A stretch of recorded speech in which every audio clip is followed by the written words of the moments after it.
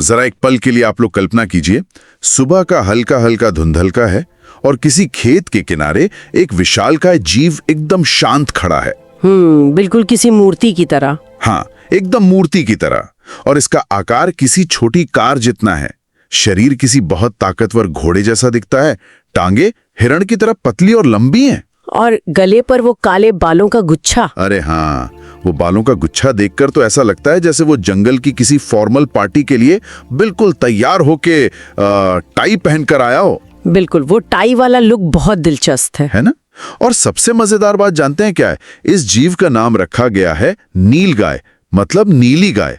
लेकिन अगर आप इसके करीब जाएं तो पता चलेगा कि ये न तो गाय है न ही ये घोड़ा है। और जन्म के समय तो इसका रंग नीला भी नहीं होता। सच में ये बहुत बड़ा धोखा है। प्रकृति का ये एक ऐसा अजूबा है जिसे किसी एक सांचे में ढालना बहुत मुश्किल है। एकदम सही कहा आपने। ये अपने बाहरी रूप और अपने नाम दोनों से ही हमें चकमा देता है। और होता क्या है कि अक्सर हम चीजों को उनके नाम से ही आंकने की गलती कर बैठते हैं। और यही वजह है कि आज हम इस रहस्य की तह तक जाएंगे। पिछले कुछ समय से मैं वर्ल्ड इन्फो यूट्यूब चैनल के एक बेहतरीन वीडियो जिसका नाम है नीलगाय का चौंकाने वाला सच, उसके नोट्स खंगाल रहा था। हाँ, वो वीडियो काफी विस्तृत है। बहुत ही शानदार है। उसमें मौजूद तथ्यों ने मुझे सोचने पर मजबूर कर दिया कि हम अपने आसपास दिखने वाले जीवों के बारे में असल में कितना कम जानते हैं। सही बात है, हम उन्हें रोज देखते हैं लेकिन उनके बारे में सोचते नहीं हैं। बिल्कुल। तो हमारा मकसद आज सिर्फ इस एक जीव का कोई बायोडेटा पढ़ना नहीं है, बल्कि उस इवोल्यूशनरी इंजीनियरिंग को समझना है जो इसे इतना खास बनाती है। ये बहुत जरूरी है, क्योंकि जब हम इस तरह के जीवों की शारीरिक बनावट या उनके व्यवहार के पीछे के वो जो क्यों और कैसे वाले सवाल हैं उनको समझना शुरू करते हैं, तब हमें प्रकृति के उस जटिल संतुलन का एहसास होता है। एक गहरा संतुलन। हाँ, जहाँ हर एक अंग और हर एक आदत के पीछे लाखों सालों का संघर्ष छिपा होता है। तो चलिए इसी उलझन से शुरुआत करते हैं। अगर ये गाय नहीं है और घोड़े जैसी कदकाठी होने के बावजूद घोड़ा भी नहीं है, तो इसका असली परिवार कौन सा है?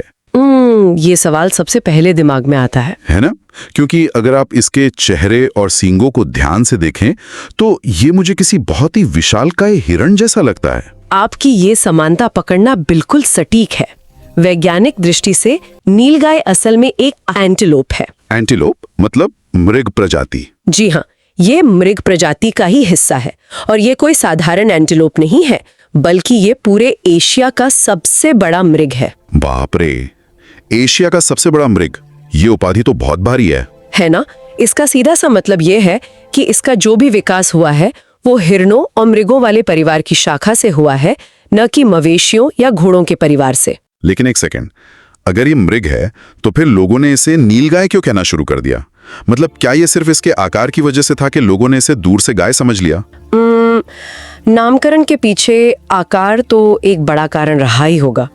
आप खुद सोचिए, जब 300 किलो का एक भारी भरकम जानवर खेतों में चढ़ता हुआ दिखता है तो पहली नजर में वो किसी बड़ी गाय या बैल जैसा ही लगेगा। बिल्कुल, लेकिन इसके नाम का जो वो नील वाला हिस्सा है वो इसके जीवन के एक खास पड़ाव से आता है। अच्छा, वो कैसे? जब एक नर नील गाय पूरी तरह से वयस्क हो जाता है, केवल तब उसके शरीर का रंग बदलकर हल्का नीला या कह लें कि लोहे जैसा स्लेटी हो जाता है। ओह, मतलब ये नीला रंग कोई प्रजाति का बुनियादी रंग नहीं है? नहीं, बिल्कुल नहीं। ये तो एक तरह का एज माइलस्टोन हो गया। हाँ। जैसे इंसानों में बाल सफेद होना तजुर्बे की निशानी है, वैसे ही इनका नीला होना ये बताता है कि नर अब पूरी तरह से परिपक्व हो चुका है। बहुत ही बढ़िया तुलना की आपने। मादाओं और बच्चों का रंग ऐसा बिल्कुल नहीं होता। तो उनका रंग कैसा होता है? उनका रंग मुख्य रूप से हल्का भूरा या मटमैला ही रहता है। इसलिए नीलगाय नाम असल में सिर्फ वयस्क नर के रूप को देखकर पूरे झुंड पर थोप दिया गया एक शब्द है। ये तो वाकई पहचान का एक बहुत बड़ा धोखा है। खैर, अब अगर हम इसके 300 किलो के शरीर की बात करें, जो कि स्रोत के अनुसार 4 से 5 फीट तक ऊंचा हो सकता है। हाँ, काफी विशाल होते हैं।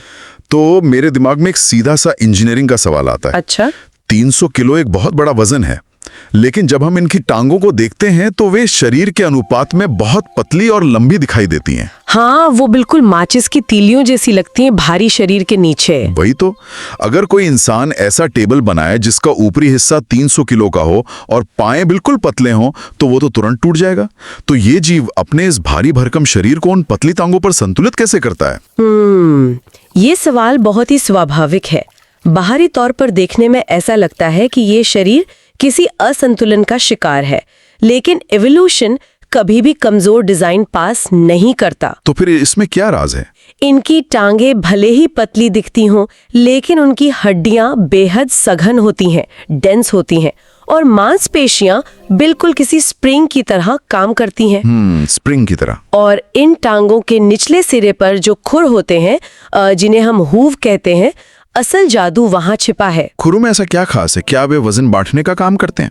इसे ऐसे समझिए, इनके खुरों का बाहरी हिस्सा बहुत ही कठोर केराटिन से बना होता है, जो इन्हें पत्थरों से बचाता है। ठीक है, जैसे हमारे नाखून होते हैं। हाँ, उसी मटेरियल से। लेकिन इन खुरों की बनावट इस तरह से दो हिस्सों में बटी होती है कि जब वो 300 किलो का भारी वजन जमीन पर पड़ता है तो खुर हल्के से बाहर की तरफ फैल जाते हैं। ओह, अच्छा, वो स्प्ले आउट कर जाते हैं। एकदम सही। ये फैलना जमीन पर उनकी पकड़ का दायरा बढ़ा देता है और एक शॉक एब्जॉर्बर का काम करता है। क्या बात है। यही मैकेनिज्म इन्हें पथरीली, उबड़-खाबड़ जमीन या ढलान वाली जंगलों में बिना फिसले दौड़ने की ताकत देता है। मतलब ये किसी ऑफ-रोड गाड़ी के उन टायरों की तरह काम कर रहा है जो दबाव पड़ने पर अपना आकार हल्का सा बदल लेते हैं ताकि जमीन पर ग्रिप बनी रहे। बिल्कुल परफेक्ट एनालॉजी है ये शानदार है, और इसी ग्रिप की वजह से ये इतनी तेज दौड़ पाते हैं।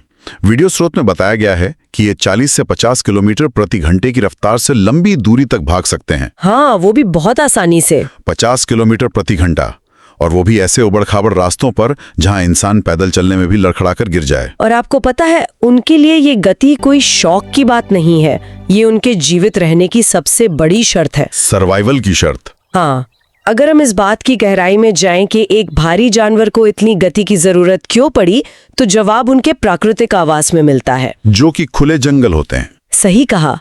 नीलगाय मुख्य रूप से खुले जंगलों और घास के मैदानों में रहने वाला जीव है, जहां छिपने के लिए घने पेड़ नहीं होते, और वहीं पर शेर, बाघ और तेंदुए जैसे शीश शिकारी भी घूमते हैं।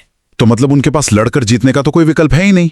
एक 300 किलो कमरे किसी बाघ से कुश्ती तो लड़ नहीं सकता। बिल्कुल नहीं।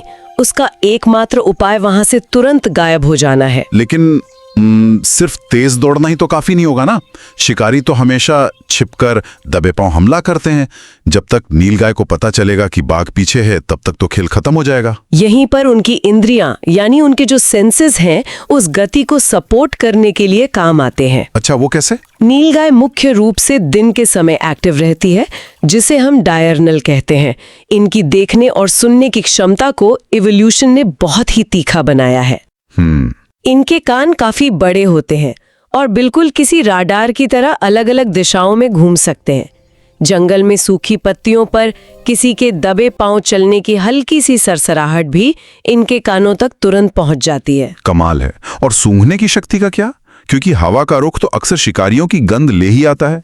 इनकी सूंघने की क्षमता भी इतनी संवेदनशील होती है कि ये किसी शिकारी के दिखने से बहुत पहले ही हवा में तैरती उसकी गंध को भांप लेते हैं।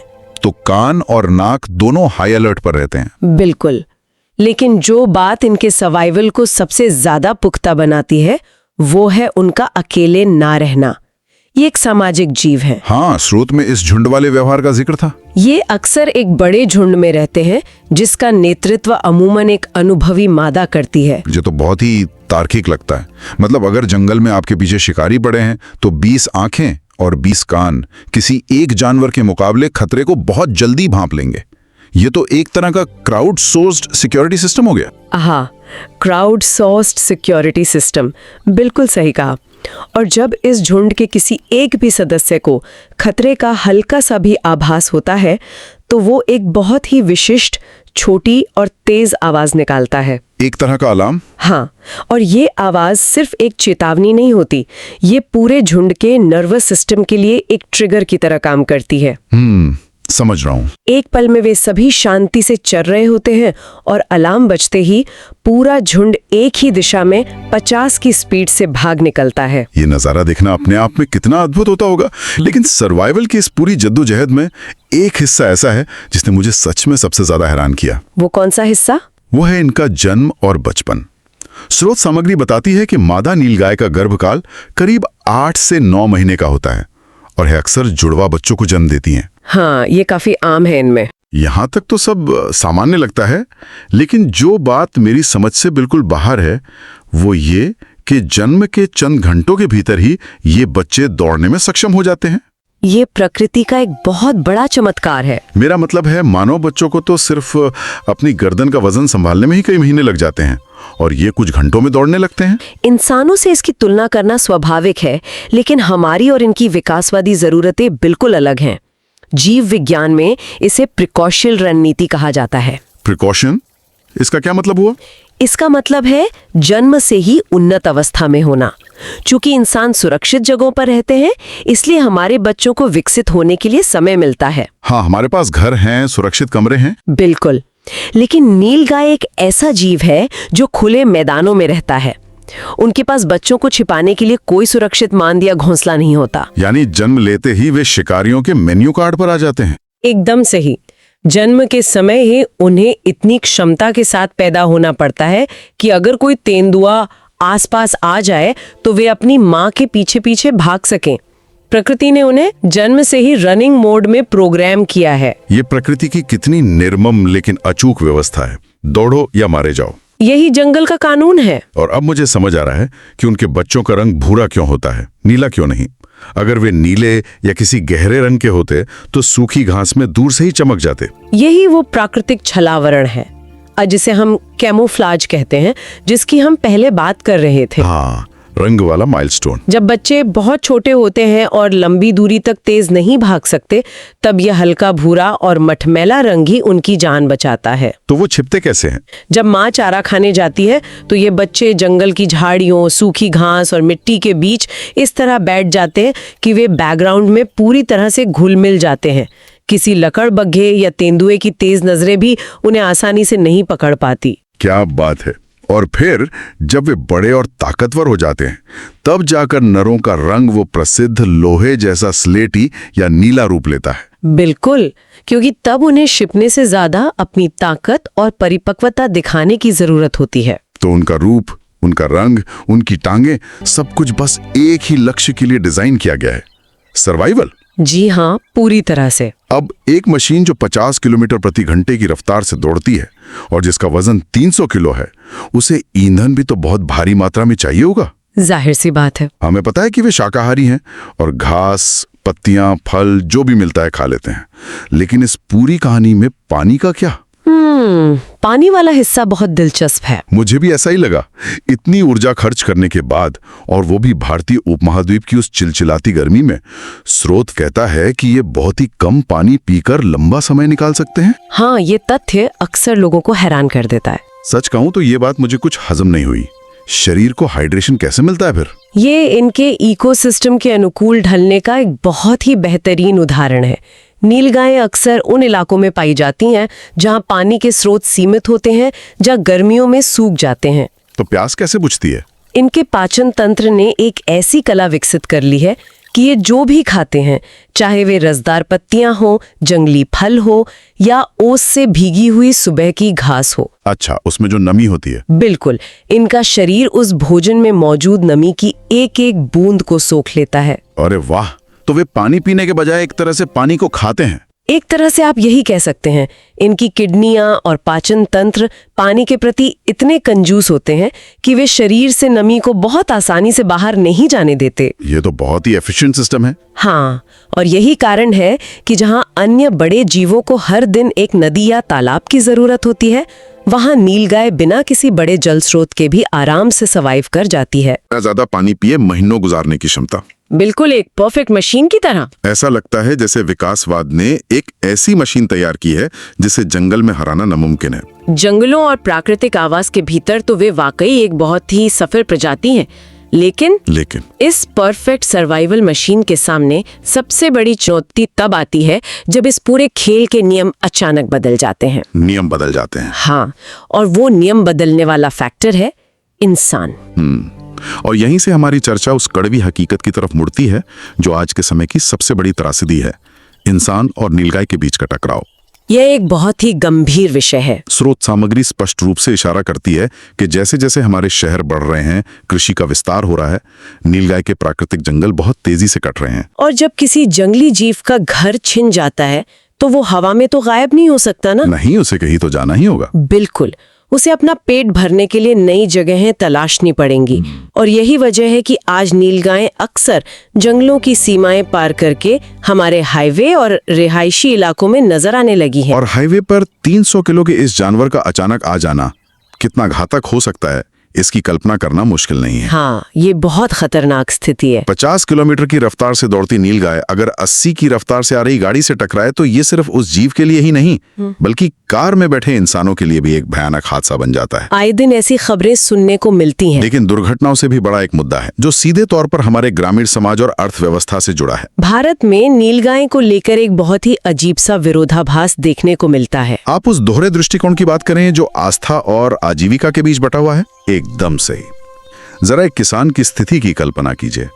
उसने कर्ज लेकर महीनों की कड़ी मेहनत और पसीने से अपने खेत में गेहूं या चने की फसल उगाई है, दिन रात एक करके। हाँ, कड़ाके की ठंड में वो रात को मचान पर जाकर खेत की रखवाली कर रहा है। अचानक रात के अंधेरे में 20 नील गायों का एक झुंड दबे पांव खेत में घुसता है। और वो बहुत तेजी से खाते हैं। वे सिर्फ फसल खाते नहीं हैं, अपने भारी खुरों से उसे बुरी तरह रौंद भी देते हैं। 15-20 मिनट के भीतर किसान की महीनों की मेहनत और उसकी रोजी रोटी पूरी तरह से बर्बाद हो जाती है। उस किसान के लिए ये जीव किसी अभिशाप से कम नहीं है। ये स्थिति बहुत ही पीड़ादायक है, इसमें कोई संदेह नहीं। लेकिन वहीं दूसरी तरफ इसी समाज का एक बहुत बड़ा वर्ग ऐसा है जो इसके नाम में गाय शब्द जुड़ा होने के कारण इसे बेहद पवित्र मानता है।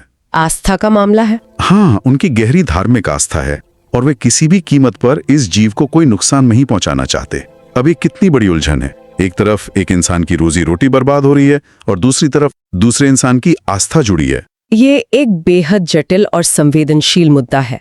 तो इस सब का क्या मतलब है? हम बिना किसी का पक्ष लिए इसे कैसे समझे? अगर हम एक निष्पक्ष विश्लेषक की तरह शोध सामग्री को देखें तो ये बात उभर कर आती है कि ये टकराव ना तो किसानों की गलती है, ना धार्मिक आस्था रखने वालों की, और ना ही खुद नीलगाय की। तो फिर ये सब हो क्यों रहा है? गलती किसकी है? नीलगाय कोई ऐसा जीव नहीं है जो जानबूझकर इंसानों को नुकसान पहुंचाना चाहता हो। वो सिर्फ एक भूखा जानवर है जो अपनी इवोल्यूशनरी वृत्ति या इंस्टिंक्ट के अनुसार काम कर रहा है। भूख तो सबको लगती है। जब उसके जंगल साफ कर दिए गए तो उसके लिए किसानों के लहलहाते खेत एक आसान बफे बन गए। ये पूरी स्थिति असल में हमारे प्राकृतिक आवासों के अनियोजित विनाश का एक सीधा परिणाम है। बाई प्रोडक्ट है एक तरह का। बिल्कुल। नीलगाय का खेतों में आना इस बात का एक स्पष्ट चेतावनी संकेत है कि हमने वन्य जीवों के लिए पर्याप्त जगह नहीं छोड़ी है। ये नजरिया हालात को पूरी तरह बदल देता है। यानी जब हम किसी नीलगाय को हाईवे पर या खेत में देखते हैं तो वो हमारी जमीन पर घुसपैठ नहीं कर रही है, बल्कि वो उस जमीन पर भटक रही है जो कभी उसका अपना घर हुआ करती थी। सटीक बात कही आपने। इसलिए इस समस्या का समाधान किसी एक पक्ष को हावी करने में नहीं है। नहीं, समाधान एक ऐसा सुरक्षित और वैज्ञानिक सह अस्तित्व खोजने में है जहां किसानों की फसलों को सुरक्षित रखने के लिए गैर घातक तरीके अपनाए जाएं। और साथ ही जो बचे हुए जंगली इलाके हैं उन्हें संरक्षित किया जाए। हाँ, ताकि इन जीवों को इंसानी बस्तियों में आने की जरूरत ही ना पड़े। ये से बहुत ही परिपक्व नजरिया है। तो अगर मैं आज की इस पूरी गहरी चर्चा को एक जगह समेटूं तो मुझे लगता है कि नीलगाय सिर्फ एक नाम का धोखा नहीं है। बिल्कुल नहीं। ये कोई भटकी हुई नीली गाय या सींगों वाला घोड़ा नहीं है। ये असल में प्रकृति की इंजीनियरिंग का एक मास्टरपीस है। एक जीता जागता अजूबा। एक ऐसा विशाल मृग जो सबसे मुश्किल रास्तों पर दौड़ सकता है, जिसे पानी की बहुत कम जरूरत है, जो जन्म लेते ही भागने के लिए तैयार है और जो आज के समय में अपनी पहचान के साथ साथ अपने घर को बचाने की एक बहुत ही मुश्किल लड़ाई लड़ रहा है। और शायद यही वो जगह है जहां स्रोत सामग्री के सारे तथ्य मिलकर हमें एक बहुत ही गहरा विचार देते हैं। वो कैसा विचार? अगर हम नीलगाय के इन सभी गुणों को मतलब कम पानी में जीवित रहने की क्षमता, किसी भी तरह की वनस्पति खाकर गुजारा कर लेने की आदत और खतरों के बीच तेजी से ढल जाने का लचीलापन, इन सबको एक बड़े परिप्रेक्ष्य में रखकर देखें तो ये हमें एक बहुत अलग दिशा में सोचने पर मजबूर करता है। बिल्कुल। आज हम देख रहे हैं कि दुनिया भर में जलवायु परिवर्तन हो रहा है, क्लाइमेट चेंज का असर सब पर है। हाँ, जंगल सूख रहे हैं, तापमान लगातार बढ़ रहा है और जल स्रोत खत्म हो रहे हैं। अक्सर हम नीलगाय को मानव विकास के रास्ते में एक समस्या या टकराव के रूप में देखते हैं, एक परेशानी की तरह। लेकिन सोचने वाली बात यह है कि जैसे जैसे भविष्य में हमारी धरती का पर्यावरण और अधिक कठोर होता जाएगा और कई विशिष्ट प्रजातियां इन बदलावों को नहीं झेल पाएंगी, अच्छा, तो क्या ऐसा हो सकता है कि तो क्या ये संभव नहीं है कि यही नीलगाय, जिसने कम से कम संसाधनों में सरवाइव करने की कला में महारत हासिल कर ली है, वो असल में भविष्य के बदलते विश्व में सबसे सफलतापूर्वक राज करने वाले जीवों में से एक साबित हो? बाप रे, ये नजरिया तो सच में सब कुछ पलट देता है ना? ये एक ऐसा सवाल है जो हमें यह सोचने पर मजबूर करता है कि प्रकृति में अंतिम विजेता अक्सर वो नहीं होता जो सबसे मजबूत दिखता है, बल्कि वो होता है जो सबसे बेहतर तरीके से हालात के सांचे में खुद को ढाल लेता है।